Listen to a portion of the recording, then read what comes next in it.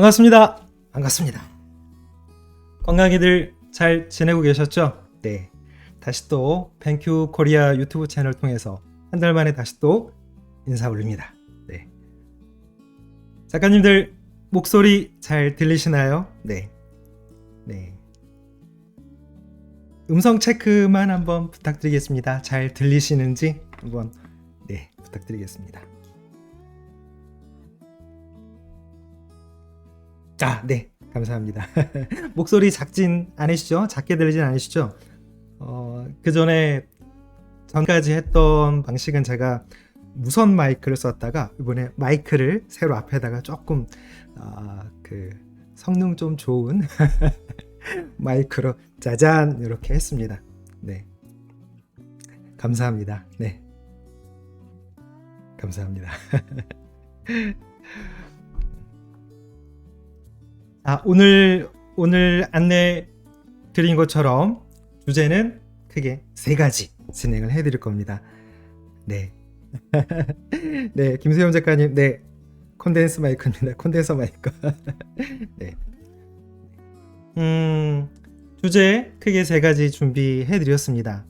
요 근래에 또 많이 1인 크리에이터, 유튜브라든가 또 여러 가지 이제 실시간 방송 또 하시는 작가님들도 계시고요. 또 이제는 곧 위드 코로나로 좀 좋아지면서 대면할 수 있는 이런 이제 부분도 많지만 아직 뭐 화상 회의라든가 이런 부분들을 아직도 이제 필요하신 작가님들을 위해서 1인 크리에이터를 위한 장비 구성하실 때 어떻게 하면 좋은지 또 이중 지출이 되지 않게끔 그런 구매 팁 이런 것들 좀 말씀을 드릴 거고요.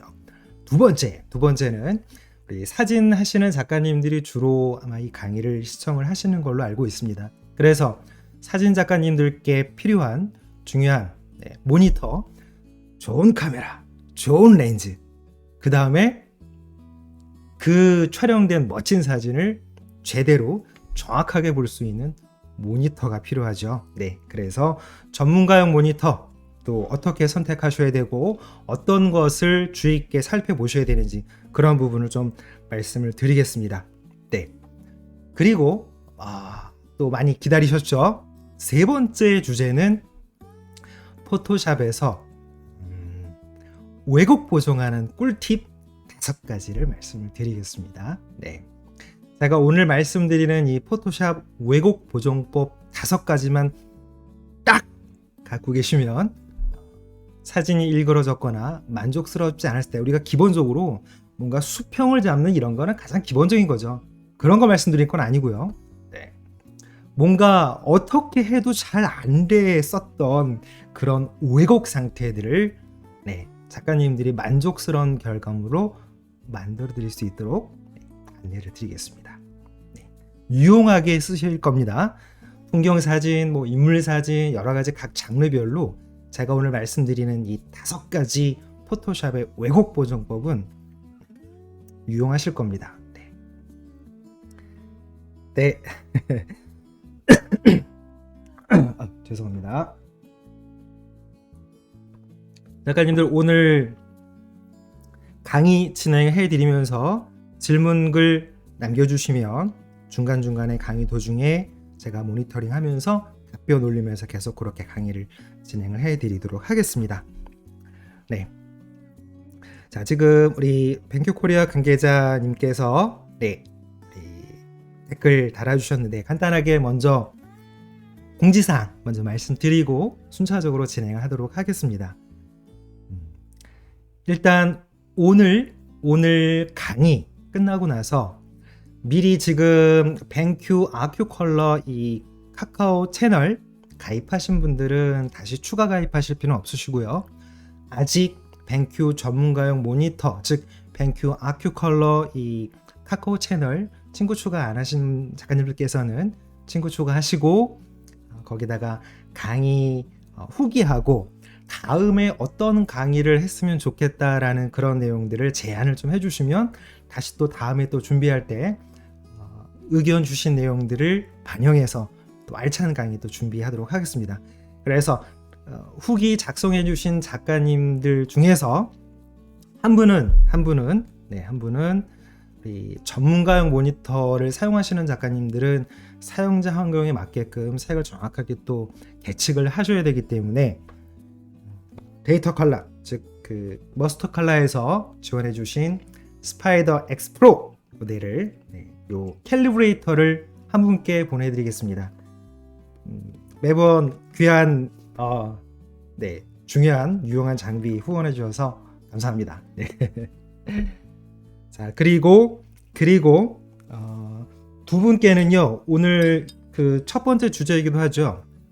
1인 크리에이터, 이런 앞에 화면을 보시는 것처럼 제가 이 앞에다가 뭔가 묵직하게 앞에 이렇게 해놓은 이유가 뭐냐면 1인 크리에이터로 영상 촬영하시는 작가님들이 카메라를 그냥 삼각대나 볼헤드에 거치하시는 게 아니라 보시는 것처럼 뭐 마이크라든가 여러 가지 송수신기라든가 여러 가지 장치들이 필요하실 거예요.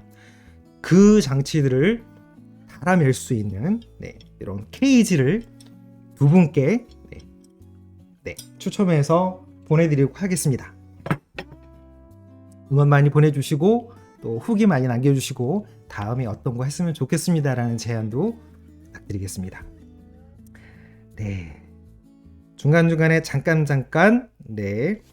계속 제가 댓글 보면서 말씀드리겠습니다. 김세현 작가님, 야간에 높은 ISO 촬영 시 노이즈 잡는 방법 또 말씀드릴게요. 네, 제가 기억하고 있다. 혹시 마지막 포토샵 보정할 때 김세현 작가님 제가 혹시 깜빡하면 댓글로 한번 남겨주십시오. 네, 감사합니다. 다시 한번 요거 안내 드리면 바로 벤큐 아큐 컬러 검색 그 카카오 검색창에다가 벤큐 전문가용 모니터라고 하면 벤큐 아큐 컬러 요 채널이 바로 검색이 되실 거예요. 그래서 거기서 따로 정보 남겨주시면 되겠습니다. 자, 시작하겠습니다. 네, 시작하겠습니다. 제일 첫 번째 주제 바로 1인 크리에이터 영상을 위한 여러 가지 이제 관련된 장비들을 간략하게 소개를 해드리겠습니다. 작가님들께서 오늘 세 가지 주제 중에 아무래도 포토샵 외국 보정이 아무래도 좀 많이 필요하셨던 부분이라서 그 부분에 시간을 좀 많이 할애했습니다. 앞에 요 1인 크리에이터 영상 짧게 정리해드리고 훅 가겠습니다. 자, 일단 지금 갖고 계시는 영상을 찍으실 때 비디오 카메라를 별도로 준비하셔도 되지만 요 근래에 나오는 카메라들은 전부 다 동영상 촬영 기능이 있죠. 그래서 갖고 계시는 일반 사진 촬영용 이런 카메라, DSLR 카메라 또는 미러리스 카메라 예전하고 다르게 이제 촬영용으로도 또 동영상으로도 너무 손색이 없이 잘 만들어져 있기 때문에 아주 전문적인 그런 영상이 아니라 1인 크리에이터를 하시는 작가님들이시라면 갖고 계시는 DSLR이나 또는 하이엔드 카메라 또는 미러리스 카메라로 충분하실 거예요. 자, 그런데 이 영상을 찍을 때 일반적으로 그 사진 촬영하실 때 쓰시는 볼헤드는 이게 순탄시가 좀 많죠. 그리고 좌우 회전이라든가 만약에 이동하는 그런 만약에 영상을 찍는다라고 하면 볼헤드 아래쪽에 파노라마 노브를 풀어서 이거를 움직인다고 하더라도 사실 매끄럽지 않습니다. 그래서 보시는 것처럼 비디오 전용 헤드를 하나 바로 준비하시는 게 필요하세요. 갖고 계시는 볼헤드는 있지만 아무래도 사용하시다 보면 사진 촬영용 볼헤드는 동영상 촬영하실 때는 약간 조금 제약이 있습니다. 그래서 비디오 이 헤드를 구매하실 때 한 가지 팁이 있습니다. 비디오 헤드를 구매하실 때 비디오 전용이라서 이 카메라를 이렇게 긴 카메라를 장착할 때 밑에 플레이트가 비디오 카메라용으로만 나오는 경우가 대부분입니다. 그래서 비디오 요 헤드를 구매하실 때 비디오용과 카메라용을 같이 더블로 할 수 있는 이런 모델들이 있습니다. 그러니까 비디오 헤드를 구매하실 때 그런 부분들을 잘 체크하셔야 돼요. 그래서 한번 구매하셨다가 이거 아니구나 해서 다시 추가로 또 지갑을 또 여셔야 되는 이런 문제가 발생하지 않습니다. 그래서 비디오 헤드 구매하실 때는 꼭 체크하셔야 될 거는 비디오 카메라랑 일반 카메라를 같이 이렇게 두 가지를 같이 장착할 수 있는 그런 플레이트가 달려있는 그런 비디오 카메라, 비디오 헤드로 구매하시는 거, 그게 첫 번째입니다. 네, 그게 첫 번째입니다. 자, 지금 말씀드린 게 바로 이거예요.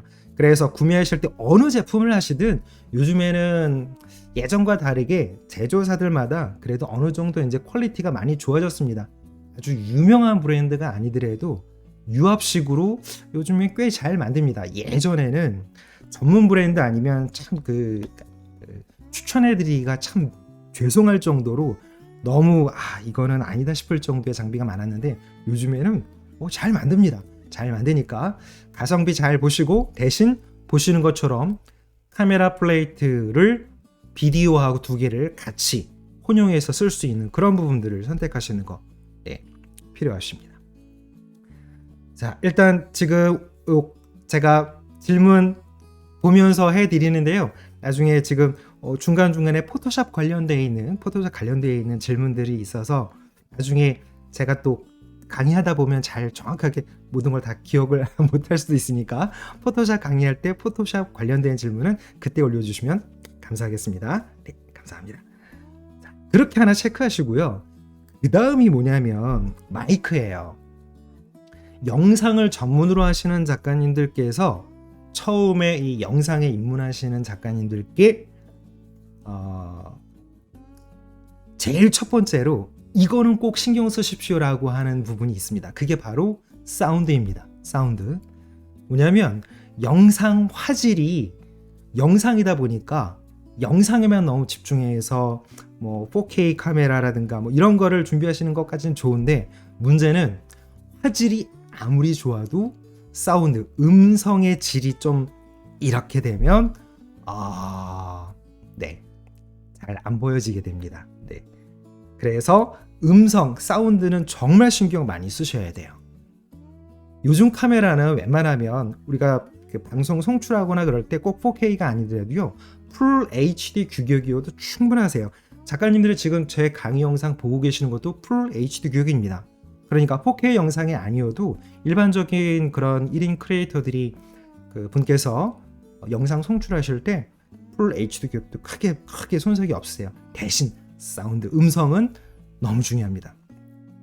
제가 그 시행착오를 이 밑에 저가형 마이크부터 다 쭉 이렇게 해서 불필요한 소비를 했던 장본인입니다. 그래서 결국에는 지금 보시는 이 마이크들이요, 유선으로 연결되어 있는 부분도 있고 지금 보시는 것처럼 무선으로 되어 있는 거 있고, 외부에서 촬영하실 때는 아무래도 인터뷰 그런 크리에이터를 만약에 그런 아이템을 만약에 짜신다면 아무래도 무선 장비가 좀 나으실 거고요. 저처럼 이렇게 고정되어 있는 스튜디오 하실 때는 무선 쓰셔도 좋고 이렇게 이제 유선으로 있는 마이크를 쓰셔도 좋습니다. 어쨌든 여기 지금 화면에 여러 가지 마이크들이 있습니다만 지금 화면에 지금 띄워놓은 것들이 제가 다 한 번씩 다 거쳐갔던 마이크들입니다. 어쨌든 조금 좋은 거 쓰시는 거 필요하시고요. 마이크를 고르실 때 뭘 신경 쓰셔야 되냐면 작가님들이 촬영하시고 음성을 수음하시는 목적에 따라서 바로 마이크를 구매하실 때 이게 어떤 용도인지 보시는 것처럼 이 수음 그래프가 구매하시는 마이크마다 수음 그래프가 사양표에 다 있습니다. 전체적으로 이렇게 수음을 할 건지 또는 전면부만 할 건지 전면부 조금 후면부 조금 이런 식으로 샷건 마이크인지 뭔가 한쪽으로만 이렇게 수음 각을 좁힐 건지 넓힐 건지 그런 차이들이 있으니까 작가님들이 목적에 맞게끔 잘 구매하셔야 됩니다. 네. 주변 소음을 조금 차단하실 거면 이렇게 샷건 마이크라고 해서 수음 범위가 좀 좁은 그런 마이크를 선택하시는 게 좋습니다. 어쨌든 마이크는 말씀드린 것처럼 조금은 레벨을 좀 올려놓으실 필요가 있습니다. 네. 자, 무선으로 되어 있는 마이크들인데요. 무선 마이크가 꼭 필요하신 작가님들은 요즘 브랜드들이 꽤 많죠. 아무래도 지금 저희 카메라 뭐 브랜드와 관계없이 이 후원해 주시는 뱅큐 코리아하고는 뭐 중복되는 장비가 아니니까 그냥 우리 비공개 강의니까 브랜드명 아예 얘기하겠습니다. 소니가 아무래도 방송용 장비로는 프로페셔널 장비로는 소니 장비를 많이 쓰시죠. 그런데 알고 계시는 것처럼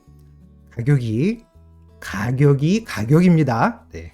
그래서 대안으로 나와 있는 여러 가지 제품들이 많이 있습니다. 예전에는 화이트 노이즈라고 해가지고 말을 안 하고 있을 때 갑자기 그런 거 아시죠?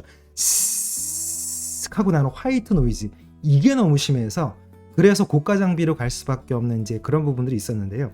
요즘에는 잘 만듭니다. 아주 잘 만듭니다. 그래서 이 송수신부에 보면 로우컷이라고 해가지고 바람 소리라든가 그런 잡음들을 기본적으로 화이트 노이즈로 좀 잡아주는 기능들이 있습니다.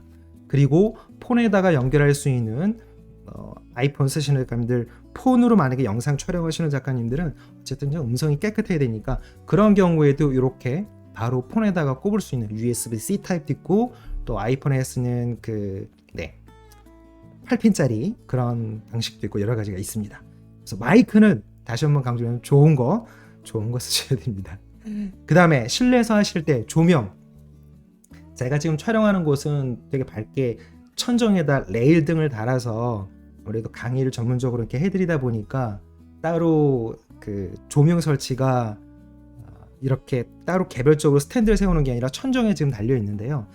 이게 1인 크리에이터로 하시는 작가님들께서는 그 일반 등보다는 조금 광택을 좀 감할 수 있는 표면에 앞에 폴리카보네이트라고 해가지고요, LED 등인데 앞에 뽀얗게 뿌연 아크릴판처럼, 아크릴판처럼 생겼는데 아크릴이 아니라 폴리카보네이트라고 하는 재질입니다. 빛을 확산시켜서 속 안에 들어가 있는 LED 등들이 이렇게 점 망점들이 보이지 않게 해주는 그런 게 앞에 이제 씌워져 있죠.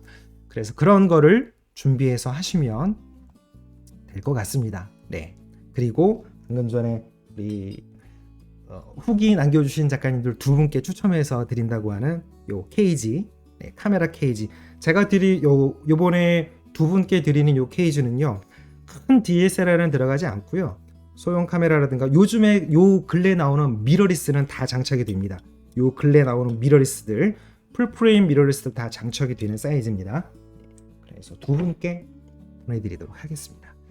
케이지도 이렇게 뭐 추가적인 장비를 어떻게 다실 건지, 하나 이 케이지가 있으면요, 이 옆에다가 다 구멍이 뚫려 있어서 뭐 다 하나만 일단 기본 이 하드웨어만 있으면 옆에다가 다 다시 추가로 장착을 하실 수가 있으세요. 네. 그래서 그런 부분까지 같이 조금 고민을 하셔야 됩니다. 네. 다른 거는 이 케이지도 어차피 금속으로 요즘에는 가격 차이가 좀 천차만별이긴 하지만 잘 만듭니다. 그래서 합리적인 가격대에서 선택하셔도 되는데, 한 가지 꼭 강조해 드리는 거는 마이크는 꼭 좋은 거 쓰십시오. 네. 싼 거 여러 개 사셨다가 계속 들어보시고 모니터링 하시고 만족스럽지 않으면 계속 또 다시 사시게 돼요.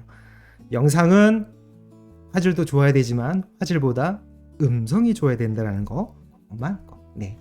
오늘은 1인 크리에이터 뭐 이거 하나 갖고 전체를 진행해 드리는 주제 강의가 아니기 때문에 그 정도면 작가님들이 대략 어떻게 만약에 준비한다면 이런 것들을 이렇게 하면 좋겠구나라는 어느 정도 방향이 서실 거예요.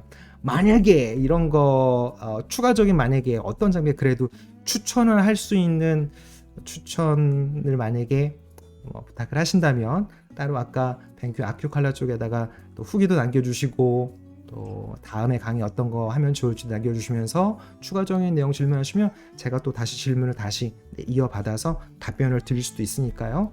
그렇게 하시면 될 것 같습니다. 됐습니다. 1부 이걸로 끝. 네, 1부 이걸로 끝. 2부. 네. 두 번째 주제 바로 뭐죠? 네. 사용자 환경에 맞는 모니터입니다. 작가님들 아직 전문가용 모니터, 즉 전문가용 모니터라고 하면 아무래도 광색형 모니터가 되겠죠. 기존의 일반적인 모니터를 쓰시는 작가님들은요, 색 영역을 보여주는 영역이 sRGB급까지밖에 안 돼요. 거기에다가 sRGB 끝까지인데 과연 sRGB를 100%라고 해서들 다 판매를 하는데 과연 그 색이 정확한가라는 얘기예요. 그런 부분도 잘 살펴보셔야 되는 부분입니다. 어쨌든 그 모니터마다 하이 퀄리티에 있는 제품들은 가격이 조금 있죠. 그 가격이 높은 데는 그럴 만한 이유는 사실은 있습니다. 네, 그냥 브랜드 포지션을 나누기 위한 그런 금 나누기식의 가격 책정은 아니고요. 여러 가지 이제 색을 정확하게 얼마큼 표현하는지에 대한 여러 가지 기술적인 그런 집약체이기 때문에 가격이 좀 높아질 수밖에 없죠. 그래서 사진 하시는 작가님들, 제가 우리 오늘 뱅큐 채널 통해서도 안내를 드리지만 제일 꼭 이 강의여서만이 아니어도 외부에서 다른 작가님을 뵙고 나면 모니터는 좋은 카메라 갖고 계시고 또 좋은 렌즈 갖고 계시는데 좋은 모니터로 정확하게 보셔야 되지 않습니까? 라는 거를 제가 말씀을 드리거든요. 일단 어도비 RGB가 99% 이상 지원이 돼야 합니다. 그리고 차세대 규격인 우리 DCI-P3 DCI-P3 어도비 RGB 지금 막 그 팽팽하죠. 사용 목적에 따라서 어도비 RGB를 주로 쓰시는 작가님도 계시고 또 영상 하시는 작가님들은 DCI-P3 색 영역을 쓰시죠. 모니터가 전문가용 모니터가 어도비 RGB만 지원이 되는 게 있고 DCI-P3만 지원이 되는 게 있는데 뱅큐 SW 시리즈인 이 전문가용 모니터는요. 어도비 RGB, sRGB는 당연한 거고요. sRGB는 당연한 거고 어도비 RGB 99, DCI-P3도 대체적으로 거의 전 모델이 거의 95%급에 육박하는 그런 색 영역을 지원합니다. 그러니까 한 대 갖고 계시면 다 해결이 된다라는 거죠. 그리고 비트 심도 10비트가 지원이 되는 것도 또 두 번째로 체크를 하셔야 되는 부분이고요. 많이들 제가 다른 작가님들한테 어도비 RGB가 지원이 되는 모니터가 이런 게 있는데 어떤가요? 라고 해서 저한테 다시 이제 질문을 주실 때 어도비 RGB가 99% 지원이 되는 거는 좋은데 과연 그 색 영역 안에서 지원되는 어도비 RGB가 제대로 되어 있는 색을 보여주고 있는가라는 거죠. 그래서 뭘 보셔야 되냐면 바로 델타 E 값이라는 게 있습니다. 색 영역이 그만큼 보여지는 건 그건 맞는데 문제는 그 안에 보여지는 각 색이 정확한지 안 정확한지에 대한 그 계측 데이터를 바로 델타 E 값이라고 하는 측정 계측지로 사용표에 표시를 해줍니다. 그래서 어도비 RGB가 지원이 되는데 약간 생각보다 이렇게 가격이 괜찮은가? 라고 하는 모니터를 사용표 보시면 델타 E 값 표시를 안 합니다. 안 한 이유가 뭐냐면 그거를 표시하면 일단은 델타 E 값 2 미만이어야 정확한 색을 보실 수가 있으세요. 그 표시가 없다면 자신이 없는 거죠. 네. 그래서 항상 그 전문가용 고급형 제대로 된 어도비 RGB를 느끼시려면 델타 E 값이라는 거를 이거를 항상 보셔야 돼요. 이게 가장 중요하게 체크해야 될 항목 중에 하나입니다. 네. 자, 뱅큐 모니터는 아시는 것처럼 공장에서 일괄적으로 캘리브레이션을 하는 게 아니라 따로 한 대씩 따로따로 팩토리 공장에서 출하 전에 QC 단계라고 하죠. 그때 개별적으로 한 대씩 캘리브레이션을 해가지고 이상 없이 잘 완벽하게 작가님들이 사진을 볼 수 있는지 캘리브레이션 리포트를 같이 동봉해서 이제 출하를 하죠. 그런데 그래도 좀 권해드리는 거는 저는 캘리브레이터를 갖고 하시는 게 다시 색을 2차적으로 잡는 걸 좀 권해드리고 싶습니다. 왜냐하면 공장에서 출하 전에 캘리브레이션 하는 그 환경은 작가님들이 작업하시는 환경과 조도라든가 상황이 똑같지 않을 수 있다는 거죠. 그래서 꼭 가급적이면 전문가용 모니터 쓰시는 작가님들은 캘리브레이터가 있으셔야 돼요. 그리고 뱅큐 SW 시리즈들은 아시는 것처럼 하키 프로그램에서 여러 가지 이제 단축해도 있기 때문에 전문성을 갖고 있는 여러 가지 퍼포먼스라든가 활용성에서는 뱅큐 SW 시리즈만은 모니터를 따라올 만한 모니터는 전 없다고 감히 말씀드릴 수 있을 것 같습니다. 뱅큐 후원 강좌라서 하는 얘기가 아니고요. 네, 이거는 흔히들 머리 글자만 하면 알고 있는 그 모니터들 내가 다 경험해보고 비교해보고 선택한 모니터이기 때문에 자신 있게 말씀드릴 수 있습니다. 자, 일단 주제가 기본적으로 SW 시리즈 뱅큐 모니터가 왜 좋은지를 말씀을 드렸고요. 그리고 요 강의 끝나고 나서 내일 오후부터 우리 강의에 참석하신 작가님들께 별도로 공동구매 진행해 드릴 겁니다. 공동구매. 그래서 작가님들이 만약에 구매 의사가 계획이 있으시다면 인터넷으로 구입할 수 있는 마지막 그 끝 가격보다 다시 한 10% 밑으로 훅 뱅큐에서 떨어뜨려 주셨어요. 우리 강의 들어오신 작가님들께만 드리는 혜택입니다. 그래서 구입할 수 있는 그 공동구매 신청하실 수 있는 링크는 따로 내일 오후에 뱅큐 코리아 측에서 메일로 각 신청하신 작가님들께 직접 링크 보내드릴 겁니다. 자, 질문 하나 잠깐 보할까요? 네. 이상훈 작가님, 하드웨어 캘리브레이션을 지원하는 모니터라도 브랜드가 다르면 교정값이 다를 수 있나요? 일단 지금 SW3들은 다 하드웨어 캘리브레이션을 지원을 합니다. 하드웨어 캘리브레이션 알고 계시는 것처럼 소프트웨어 캘리브레이션하고 하드웨어 캘리브레이션 차이는 소프트웨어 캘리브레이션은 모니터를 송출하는 그래픽 컴퓨터 이 모체가 바뀌게 되면 색을 다시 잡아주셔야 되는데 하드웨어 캘리브레이션이 지원이 되는 모니터는 한번 하드웨어 캘리브레이션을 하면 모니터에 있는 메인보드 위에 그 프로파일이 장착이 돼요. 거기에 안착이 됩니다. 그래서 따로 컴퓨터나 노트북 이렇게 모체가 되는 뭔가 영상을 쏴주는 그 하드웨어가 바뀌어도 고정되어 있는 그 색을 유지를 하실 수가 있으세요. 네. 자, 추가적인 또 답변은 우리 이상훈 작가님의 질문에 다시 또 뱅큐 코리아 관계자님께서 댓글 달아주셨습니다. 네. 자, 공동구매 진행하는 거 우리 강의 신청하신 작가님들 다시 링크 보내드릴 겁니다. 내일이나 기획해서 다시 안내해 드리도록 하겠습니다. 그리고 어떤 게 좋은지 자, 선택 27인치 아니면 이 32인치 뭐 거의 둘 중에 하나시겠죠. 작가님들이 그 작업하시는 환경입니다. 가장 이게 작업하실 때 사진 작업하실 때 작업 환경이 이렇게 떨어뜨려서 이렇게 하시는 작가님도 계시고요. 이렇게 집중해서 하시는 작가님도 계시고 27인치와 32인치 지금 화면에 보시는 것처럼 SW270C 또는 271C 27인치 둘 중에 하나 270C는 QHD 271C는 4K UHD고요. SW321C 32인치면서 UHD 4K입니다. 그 선택에 맞게 27인치인지 32인치를 어떻게 결정하시냐면 크면 좋지만 경우에 따라서 작가님들이 사용하시는 작업하시는 환경에 따라서 27인치가 더 쾌적할 수도 있습니다. 어떤 경우냐면 조금 작업 환경이 넓게 구성이 된 상태에서 이렇게 작업하시는 작가님들은 이렇게 보여지는 폭이 넓을 때 32인치가 적당하실 거고요. 조금 집중해서 약간 이렇게 몰입해서 하시는 작가님들은 27인치가 좋습니다.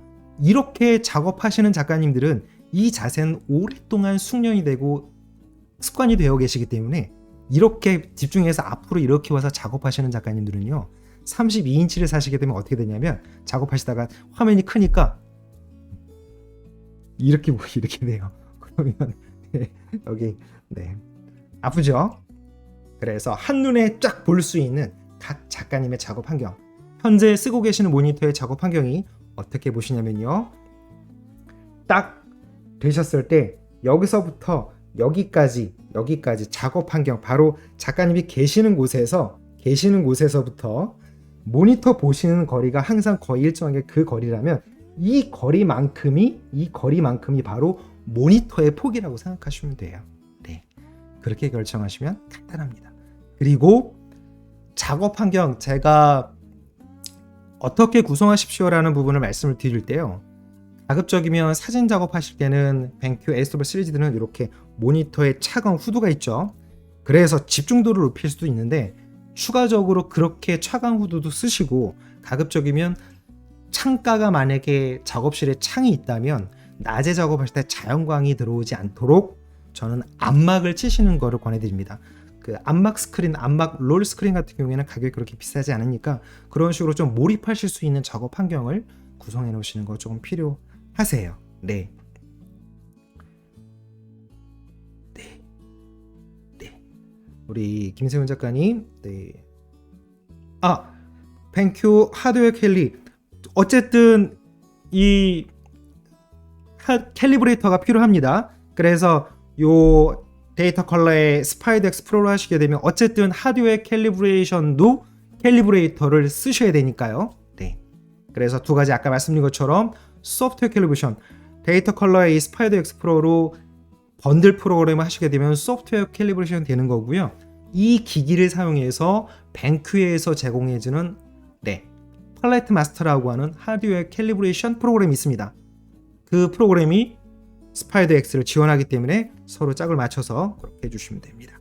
네, 나머지 조금 더 전문적인 그런 부분은 김세현 작가님은 저희 우리 그 뱅큐 아큐 컬러 쪽에다 또 추가적인 내용 적어주시면 전문적으로 조금 상세하게 또 안내 받으실 수 있을 겁니다. 됐습니다. 네, 네네, 좋습니다. 자, 그러면 모니터 선택할 때 어떻게 하셔야 되는지 27인치, 31인치, 32인치인지 이거 잘 고민하셔야 되고 제가 뱅큐 모니터를 강조해 드리는 이유는 바로 이 델타 E 값 때문에 그래요. 이게 제일 첫 번째입니다. 사실은 제 개인적으로는 델타 E 값 어도비 RGB 99%를 지원하는 모니터가 이제 많아졌습니다. 그런데 델타 E 값 색의 편차, 즉 신뢰할 수 있는 색이냐라는 얘기죠. 색 영역만이 아니라 색 각자의 개별적인 색을 제대로. 그래서 작가님들 처음에 일반 모니터 쓰시다가 전문가용 모니터 쓰시는 작가님들이 저한테 전문가용 SW 시리즈 이 뱅큐 모니터 구입하시고 나서 좀 너무 뻘건데요? 라는 말씀들을 많이 하세요. 그게 뭐냐면 그 전에 sRGB급 모니터에서 보시지 못했던 그 부분이 sRGB 모니터의 보급형 모니터에 눈이 익숙해지다 보니까 실제로는 그게 정상적인 색인데 너무 오랫동안 일반 모니터에 익숙해지시다 보니까 그게 약간 좀 그렇게 보이는 거죠. 그래서 좀 시간이 지나서 전문가용 모니터에 이제 눈이 익숙해지시게 되면 정상적으로 보시는 거죠. 네. 네, MV 작가님 PD 구매하셨다고요? 네. PD 시리즈도 너무 좋은 모니터죠. 네. PD 시리즈는 이제 디자인 하시는 작가님들한테 또 딱 맞는 모니터고 사진 하시는 작가님들한테는 또 SW 시리즈가 또 유용하죠. 좋습니다. 자, 그럼 이렇게 되면 두 번째는 충분히 안내를 드린 것 같습니다. 자, 기다리셨던 포토샵 왜곡 보정법 들어가도록 하겠습니다. 네. 뱅큐 SW 시리즈는 공동구매 진행을 해드릴 거고요. 지금 화면에 띄워서 보시는 것처럼 여기 뱅큐 아큐 컬러 여기 꼭 채널 추가해 주시고 후기 남겨주시면 추첨해서 또 멋진 설문 드리도록 하겠습니다. 자, 포토샵 가겠습니다. 집중해서 잘 들어주십시오. 강의는 강의가 끝나면 재시청이 불가하시기 때문에 잘 들어주셔야 됩니다. 천천히 잘 이해하실 수 있도록 지금 남은 시간 충분하니까요. 제가 오늘 준비해드린 5가지 충분히 말씀드릴 수 있으니까 잘 들어주십시오. 네. 먼저 사진 하나 불러갖고 오겠습니다. 여러가지 5가지 왜곡 뭐냐면 공면 뭔가 찍으셨는데 어안 렌즈로 촬영하시는 경우도 있으시겠죠. 그런 경우에는 의도적인 상황이긴 하지만 만약에 그거를 반듯하게 펴고 싶으시다. 그런 경우 하나. 또 하나, 수평과 수직 잘 수평을 맞춘다고 했는데 수평을 맞추면 수직이 찌그러지고 수직을 맞추면 수평이 찌그러지고 이거를 깔끔하게 해결하는 방법. 그 다음에 세 번째 광학수차죠. 렌즈가 갖고 있는 어쩔 수 없는 광각 계열에서 좀 많이 나타나는 그런 광학 구면 수차 교정하는 방법. 그 다음에 렌즈가 갖고 있는 문제, 색수차, 광학 색수차 왜곡, 요거 교정하는 방법. 그 다음에 마지막에는 자동 기능이 아니라 수동으로 작가님들이 감흥으로 맞추는 수동 자유변형 왜곡 보정, 이렇게 5가지를 알려드릴 거예요. 이 5가지만 갖고 계시면 왜곡이라는 모든 것은 다 가능합니다. 게임 끝. 출발하겠습니다. 자, 사진 하나 불러 갖고 오겠습니다. 자, 지금 이 사진은 어안 렌즈로 촬영한 사진입니다. 어안 렌즈가 아닌 상태에 촬영하셨을 때 이게 좀 반듯해야 되는데 이거를 반듯하게 어떻게 잡지? 라고 해서 막 뭐 여러 가지가 있는데 고단하셨을 거예요. 아주 쉽게 확인하는 방법 말씀드릴게요. 자, 이제 제가 본격적으로 해드리기 전에 혹시 제가 포토샵 관련되어 있는 질문을 놓쳤다면 지금부터 포토샵 집중해서 들어갈 거니까 포토샵 관련된 질문은 지금부터 댓글 달아주시면 보면서 말씀드리도록 하겠습니다. 잘 봐주십시오. 어디를 가냐면 이거를 필 겁니다. 필터. 바로 필터에 보시면 화면 제가 부분적으로 메뉴 들어갈 때 큼지막하게 이렇게 키워드릴 테니까 잘 보실 수 있게 확대했다가 전체 화면 봤다가 그렇게 해드릴게요. 바로 필터 부분에 보시면 응용광각이라고 있습니다. 클릭 하시면 바로 이렇게 창이 하나가 나타나요. 응용광각 창이에요. 이쪽 공면으로 이렇게 되어 있는 걸 필 거예요. 맨 왼편 위쪽에 보시면요, 바로 요 위쪽에 있는 제한도구라고 되어 있는 부분이 있습니다. 맨 왼쪽 위입니다. 잘 봐주십시오. 이거 클릭하신 다음에 갖다 대시면 우측의 세 부분으로 이렇게 미리 프리뷰가 크게 확대하면 어딘지를 나타내 줘요. 그래서 이쪽에 장 크기로 해서 지금 포인트점을 제대로 잡고 있는지 옆에 내비게이터를 통해서 확인하시면 됩니다. 일단 제가 클릭 잡았습니다. 마우스 콕 찍었습니다. 그냥 쭉 갖고 가면 포토샵이 얼마큼 똑똑하냐면 근처를 갖고 가면 픽셀 데이터 구조를 분석해서 그냥 휘어지는 게 아니라 마우스를 긁고 드래그하는 동안 이미지를 분석하면서 서로 경계가 되는 부분을 찾아서 이렇게 이 포토샵이 알아서 휘어져요. 여기까지 올게요. 자, 제가 마우스를 놓겠습니다. 간단하죠? 네.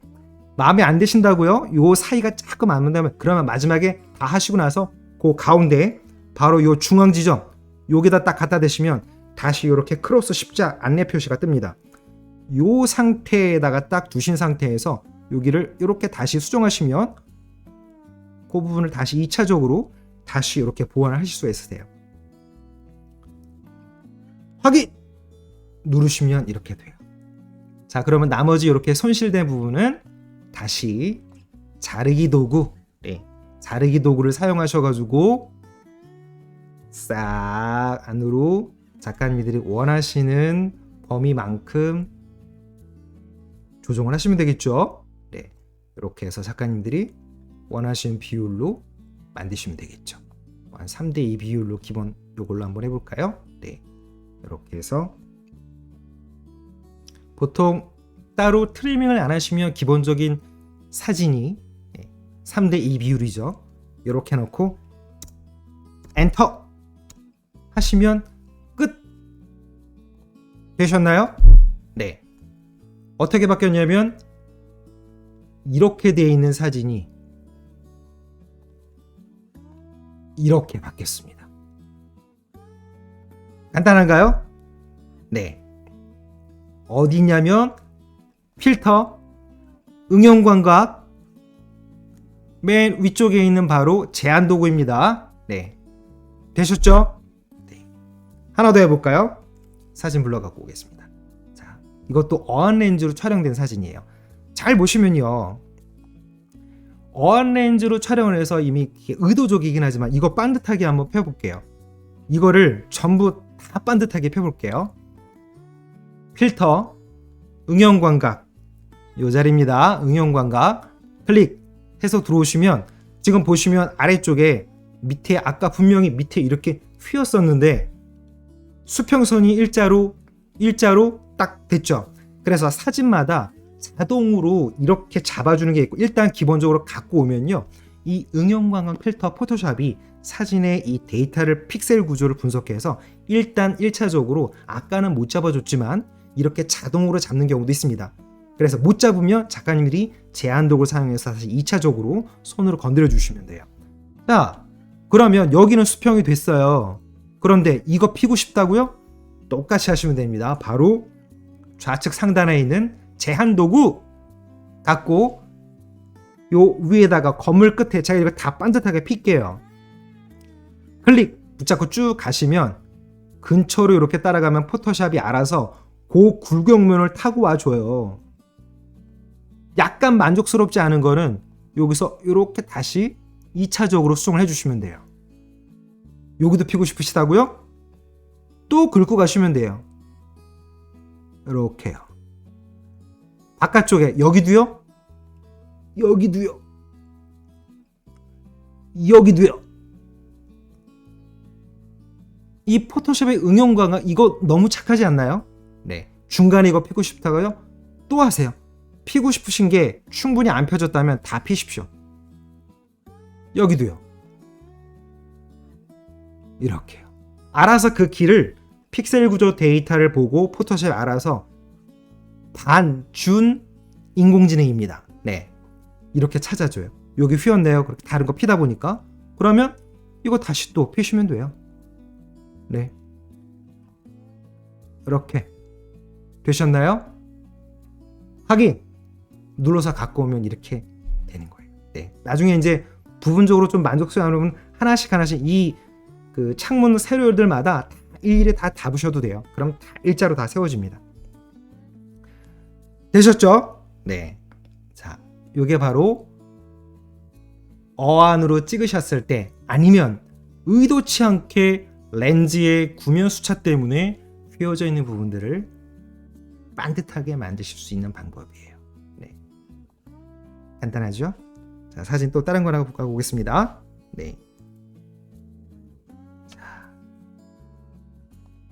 이렇게 해서 만약에 어디 유명한 여행지 가셔가지고 패턴 사진 찍으실 때 다 좋은데 작가님들께서 이 틸트 렌즈가 아닌 경우에 일반 렌즈는 어쨌든 아래쪽에서 위쪽 방향으로 찍으실 수밖에 없죠. 그렇다 보면 지금 보시는 것처럼 사진이 이렇게 렌즈를 이렇게 위로 치켜 세우시면 위쪽이 이렇게 휠 수밖에 없어요. 이건 광학적인 원리죠. 어쩔 수가 없죠. 빌딩 꼭대기에 올라가셔가지고 아래쪽으로 내리시면 다시 이렇게 되는 거고요. 밑에서 위로 올리면 이렇게 되고 위에서 아래로 올리면 다시 이렇게 되는 거죠. 그러니까 밑에서 위로 보시면 이렇게 되는 거고요. 위에서 아래로 보면 다시 이렇게 되는 거죠. 이게 바로 네, 투시선에 대한 원근 원리이기 때문에 이건 어쩔 수가 없습니다. 이 상황을 수평 수직을 맞춰 볼게요. 어디로 들어가시면 필터, 바로 카메라 로우 필터입니다. 여러 가지 방법이 있습니다만 제가 지금 오늘 알려드리는 거는 가장 손쉽게 너무 고단하지 않게 보정하실 수 있는 네, 그런 팁을 말씀을 드리는 겁니다. 바로 카메라 로우 필터 일단 들어오십시오. 카메라 로우 필터 들어오시면 네, 이렇게 카메라 로우가 있고요. 쭉 아래쪽으로 오시면 바로 밑에 뭐가 있냐면 이렇게 도형이라고 하는 부분이 있습니다. 도형. 네. 여기를 딱 클릭하시면 이렇게 보시는 것처럼 맨 끝에 안내선 2개 이상을 그려 원근을 수정합니다 라는 부분이 있어요. 이 부분을 여러 가지 자동화 기능도 있습니다만 이 부분이 시행착오를 좀 줄일 수 있는 방법이기 때문에 안내선 2개를 사용하시는 방법을 권해드립니다. 잘 보십시오. 클릭하면 안내선을 그리겠습니다. 끝에 이쪽에다가 쓱 하나, 이쪽 끝에 둘 쓱 하시고 마우스를 딱 놓으면 이렇게 수평 수직. 수평은요, 다시 또 한 번, 두 개. 수평, 하나, 둘. 확인. 누르시면 이렇게 잘려나가는 손실 부분은 아까 보여드린 것처럼 다시 자르기 도구로 트리밍을 이렇게 하시면 되겠죠. 되셨나요?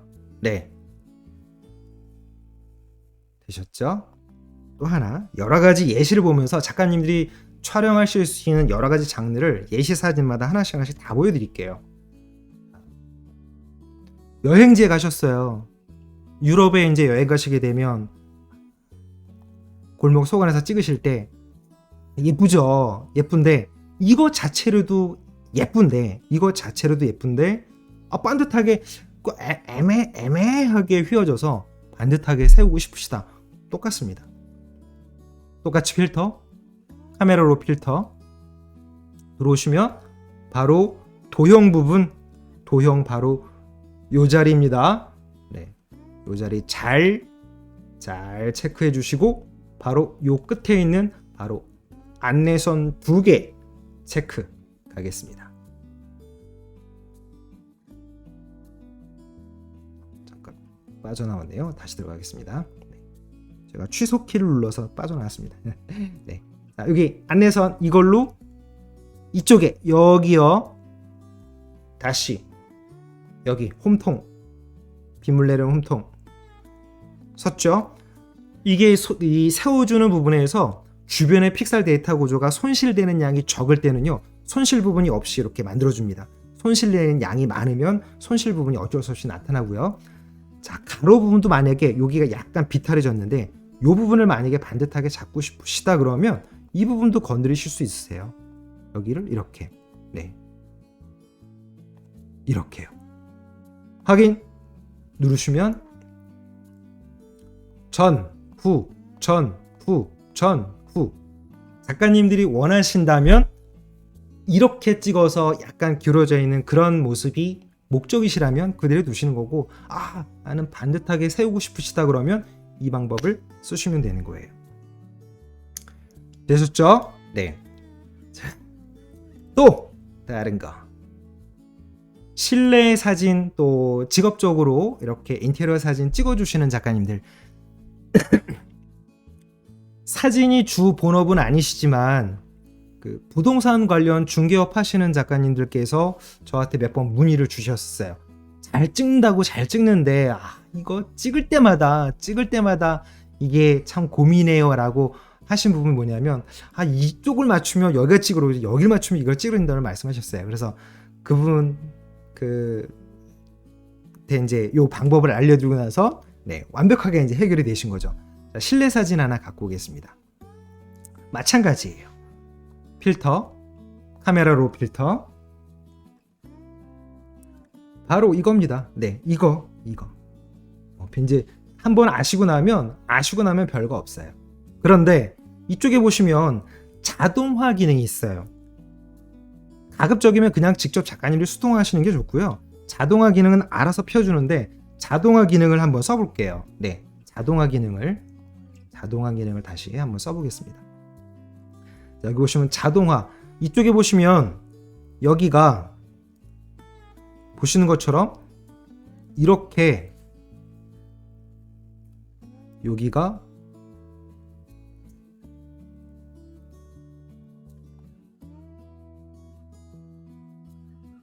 휘었죠, 그쵸?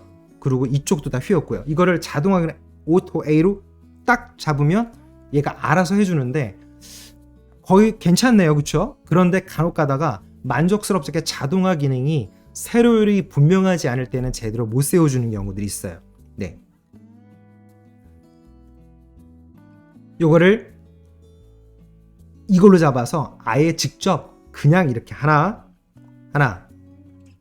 이쪽 둘 하시고 엔터 하시면 끝. 예. 간단하죠. 네. 자, 우리 김수진 작가님 부족 보정 부분 혹시 잘려져 있는 부분 말씀하시는 건가요? 잘려져 있는 부분. 네. 아까 요거 할 때 다른 부분 요거 할 때였었죠. 네. 요렇게 손실되는 부분이 있을 때요. 바로 자르기 도구 사용하셔가지고 자르기 도구 사용하시면 비율 유지하시면서 요거 당길 때 Alt 키를 딱 누르신 상태로 주시면 가운데 중심 부분으로 이렇게 오그라듭니다. 네. 그래서 손실 부분을 빼고 자르시는 거죠. 네. 네. 자, 사진 또 갖고 오겠습니다. 인물 사진 촬영하셨을 때 자, 지금 보시면요. 웨딩 사진입니다. 이 사진을 딱 촬영하셨을 때 작가님께서 이 보시면 아시겠지만 앵글입니다. 이걸 어떻게 보시냐면요. 사진 보실 때 주변에 어떤 잠시만요. 네. 마우스. 여기 보시면 이렇게 가는 이 부분 하고요. 이렇게 가는 이 부분을 연결하면 바로 여기에 보시면 만나는 부분이 생겨요. 바로 여기가 소실점이거든요. 이 점이 이 사진을 찍었을 때의 카메라 앵글을 들이대고 있는 그 높이예요. 그러니까 전체 인물 이 전체 중심에서 중심보다 약간 아래쪽으로 내려서 앉아서 찍은 상황이라는 거를 주변에 있는 이 투시선을 기준으로 촬영된 위치를 가늠할 수가 있죠. 그래서 밑에서 위로 올려 찍으시게 되면 건물이 이렇게 하면서 인물이 이렇게 오라졌기 때문에 여성분들 찍어줄 때 얼굴이 작아지는 효과가 생기니까 좋아하죠. 네, 좋아하시죠? 찍히시는 분이. 특히나 이제 웨딩 사진의 경우에는 신부님들 좀 아름답게 보이려면 얼굴이 좀 이렇게 좀 작아야, 연예인들처럼 작아야 이쁘죠. 네.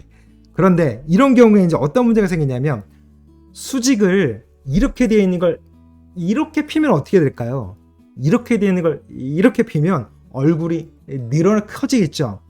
그래서 그런 부분을 왜곡을 보정하면서도 다시 원래대로 신부님의 예쁜 얼굴을 다시 조그맣게 만들어주는 그 방법을 말씀을 드릴게요.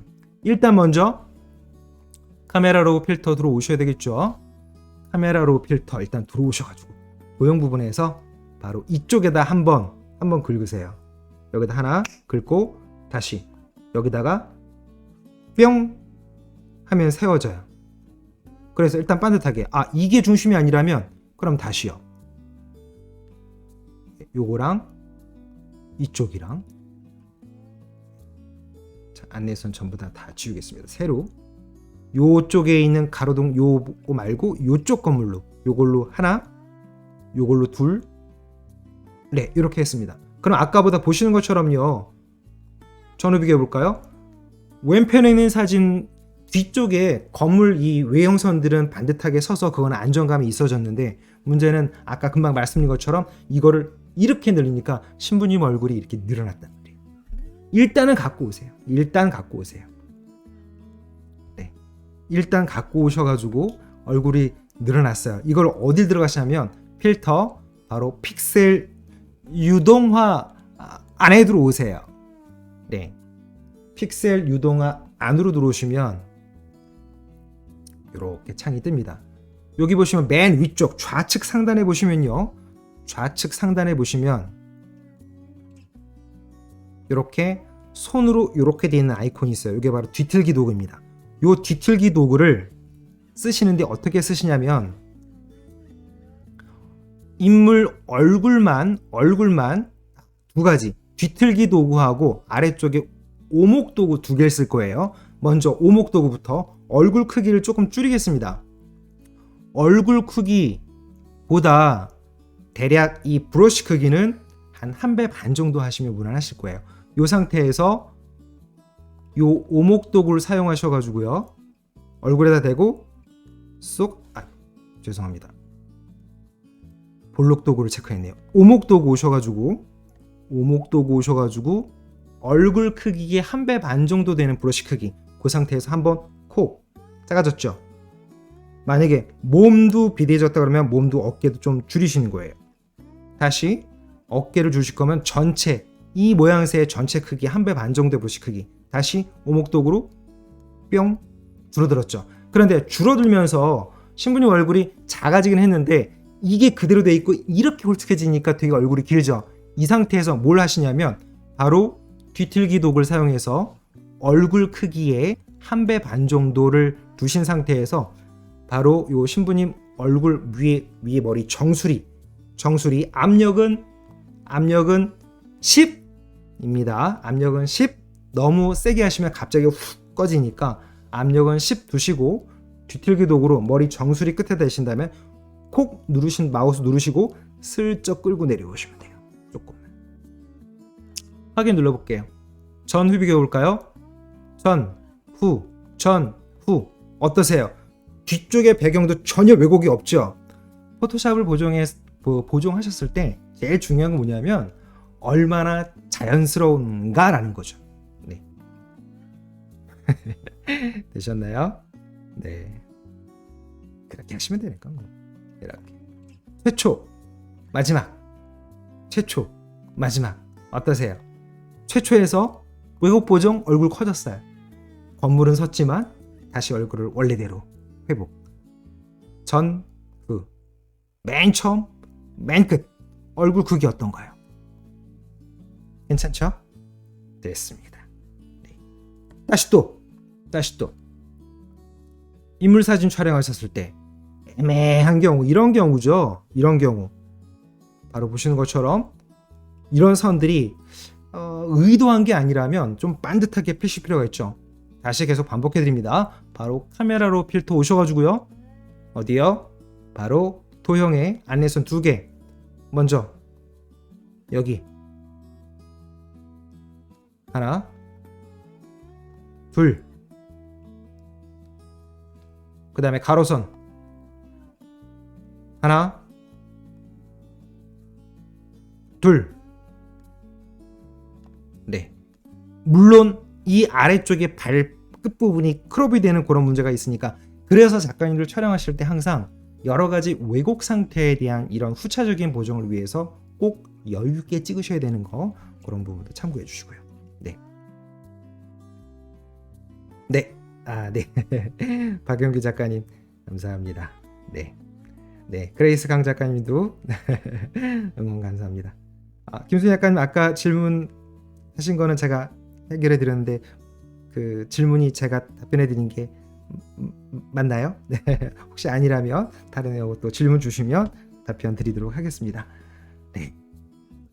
자, 그러면 지금 바로 뭐냐면 곡면 수차하고 수평, 수직, 원근에 따라서 카메라의 앵글 방향에 따라서 틀어졌을 때 교정하는 방법 2개 설명드렸어요. 자, 세 번째는 렌즈가 갖고 있는 기본적인 광학 구면 수차에 대한 부분. 자, 로우 파일을 하나 갖고 오겠습니다. 자, 로우 파일을 갖고 오시면요, 이렇게 카메라 로우로 뜨죠. 자, 이 카메라 로우 상태에서 어딜 보시냐면요, 바로 광학이라고 하는 부분입니다. 광학이라고 하는 부분, 바로 이 자리입니다. 네. 그리고 참고적으로 작가님들 오늘 10월 27일이죠. 포토샵 정식 버전 쓰시는 작가님들 어제 날짜입니다. 10월 26일 날짜로 포토샵 CC 2021 버전이 2022 버전으로 새로 업데이트 됐습니다. 네. 그래서 잠깐 안내 드리면 요거 잠깐만 취소하고 잠깐 안내 드릴게요. 작가님들 정식 버전 쓰시는 작가님들은 이렇게 크리에이티브 클라우드 안에 들어가시면 바로 이렇게 업데이트 사용이라고 하는 부분이 이렇게 있을 겁니다.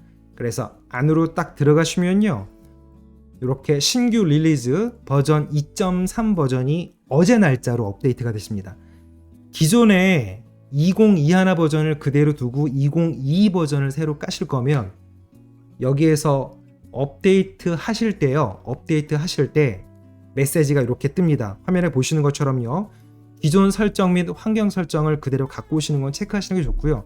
두 개를 따로따로 유지하면서 새로운 버전하고 기존에 쓰셨던 익숙했던 2021 버전을 따로따로 보존하실 거면 바로 이쪽에 있는 요 이전 버전 제거라고 하는 요거를 체크를 빼고 계속 하시면 되세요. 네, 됐습니다. 요거는 일단 끄고 다시 돌아오겠습니다.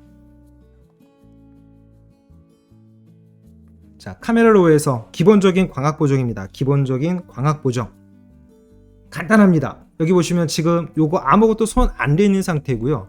이쪽에 보시면 바로 프로필 교정 사용이라고 하는 부분이 있습니다. 바로 이 자리예요. 요거를 클릭하시면 옆에 살짝 뭔가 바뀐 거 보이시죠? 전체 한번 보여드릴게요. 요게 전, 후, 전, 후. 보시는 것처럼 이 다리의 이 직선 라인이 광각 렌즈로 촬영하신 상태에서 밑에서 위로 올리시다 보면 다리가 위쪽에 일직선으로 있는 게 이렇게 곡면으로 휘게 돼요. 이게 렌즈가 갖고 있는 광각 렌즈들이 갖고 있는 구면 수차입니다. 그래서 요거를 프로필 교정 사양을 딱 클릭하시면 전, 후 이렇게 바뀝니다. 간단하죠? 네. 그 다음에 이쪽에 보시면 여기 잘 보시면 뭐 거의 많지는 않은데요. 네, 여기는 조금 나타나 있네요. 여기 보시면 확대해서 보시면 색수차라는 게 있습니다. 렌즈마다 어쨌든 요 근래에는 이제 렌즈들이 카메라 기능에서 색수차 보정까지 조금 이제 보완적으로 되어 있는 그런 카메라들이 나오고 있는데요. 만약에 어쨌든 이제 찍으셨는데 이렇게 녹색 색수차하고 보라색 색수차 둘 중에 하나입니다. 여기 보시면 여기 약간 보랏기 보이시죠?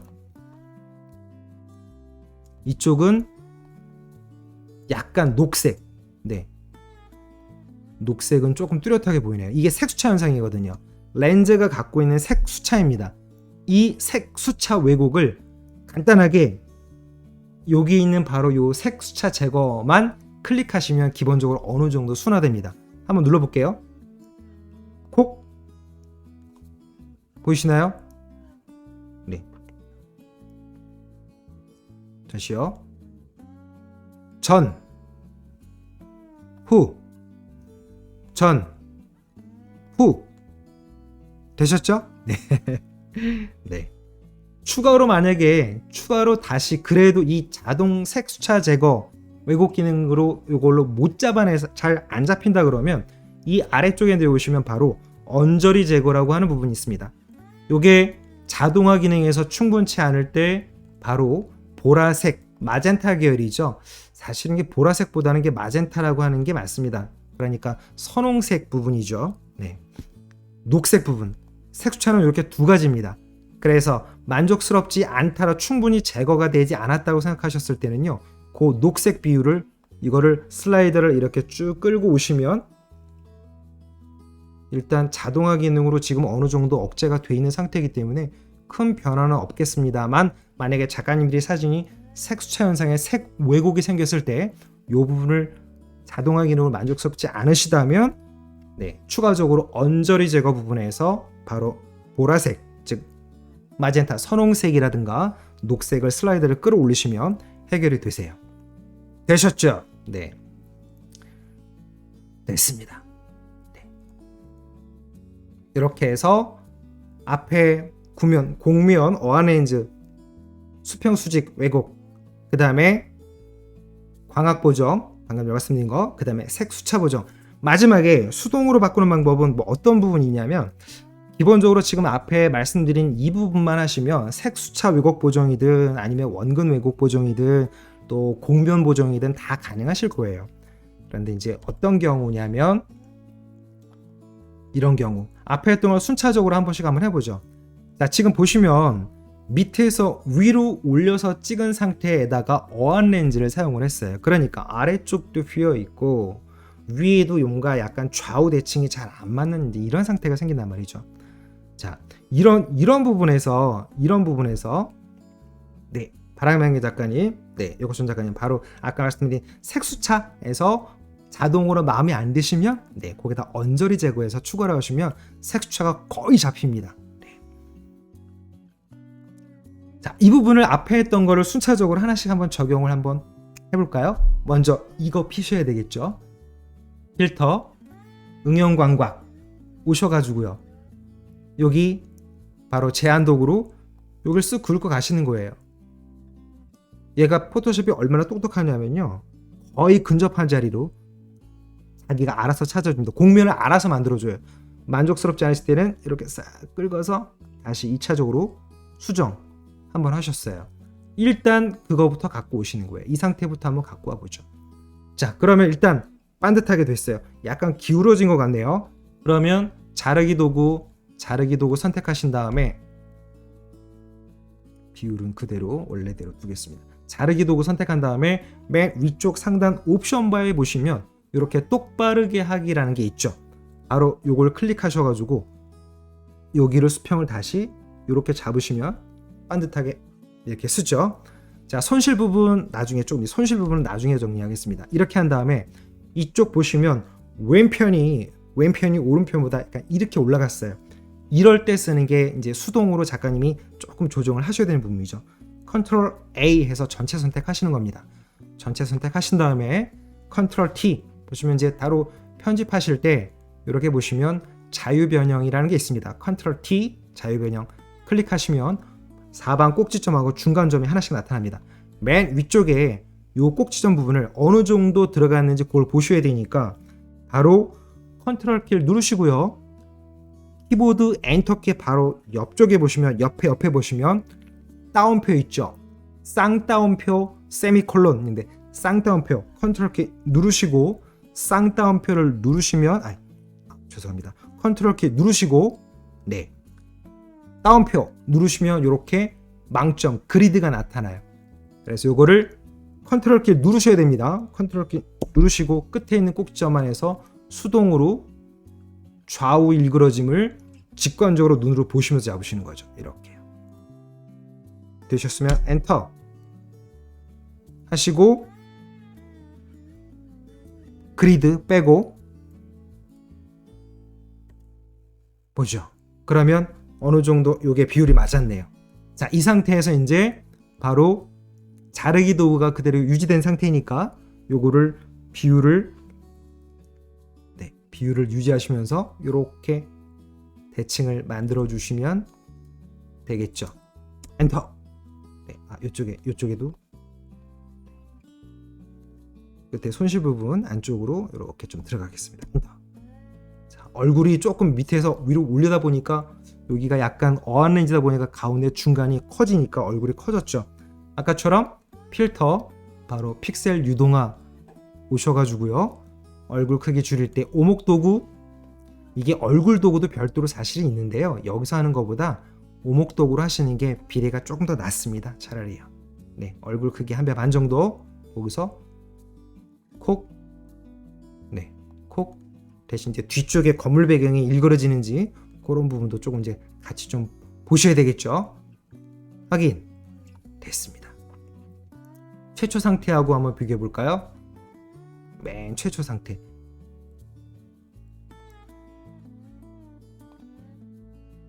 제일 처음 마지막 제일 처음 마지막 전후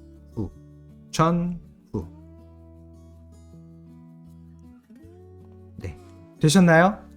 네 됐습니다. 이렇게 하면 오늘 알려드릴 것 같습니다. 질문 더 없으신가요? 네 감사합니다. 오늘 동시 접속 참여해 주신 작가님도 꽤 많이 오셨네요. 감사합니다. 네 감사합니다. 다시 한번 마지막으로 한 번만 더 필터 응용광각 오셔가지고 제한 도구로 이게 천천히 가시면 빨리 가시는 것보다 천천히 타고 가시면 이렇게 아까하고 선이 달라져요. 천천히 그래도 만족스럽지 않으시면 이거를 가운데를 붙잡고 이렇게 내려오시면 돼요. 네. 그리고 손실된 부분은 자르기 도구로 끊어내시면 되죠. 감사합니다. 오늘 고생 많으셨습니다. 작가님들 제가 마지막 안내 드렸던 것처럼요. 이 카카오 뱅큐 아큐컬러 채널 친구 추가 아직 안 하신 작가님들은 채널 추가하시고 강의 후기 그 다음에 다음에 어떤 거 했으면 좋겠습니다 라는 제안 주시면 또 반영해서 고민해서 좋은 아이템 구성하도록 하겠습니다. 글 남겨주신 작가님도 한 분, 캘리브레이터 네, 한 분, 그 다음에 두 분은 카메라 게이지 네, 요거는 따로따로 분리되어 있는 건데요. 작가님들 따로 조립하시려면 힘드시기 때문에 조립해서 요 위에 손 핸들하고 몸체하고는 분리해서 바로 돌려 끼우실 수 있게끔만 해서 거의 반 정도 조립해 가지고 보내드리겠습니다. 따로 직접 조립하시려면 너무 힘드시거든요. 그래서 두 개로만 분리해서 그렇게 보내드리도록 하겠습니다. 이거 하시고 그 다음에 뱅큐 SW 시리즈 전문가 모니터는 내일 오후에 그 기획한 공동구매 링크 강의 신청하신 작가님들께 다시 보내드려서 신청하실 수 있도록 구성해 놓도록 하겠습니다.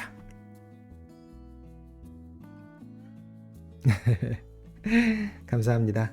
네, 감사합니다. 오늘 참여해 주셔서 너무 감사드리고요. 다시 또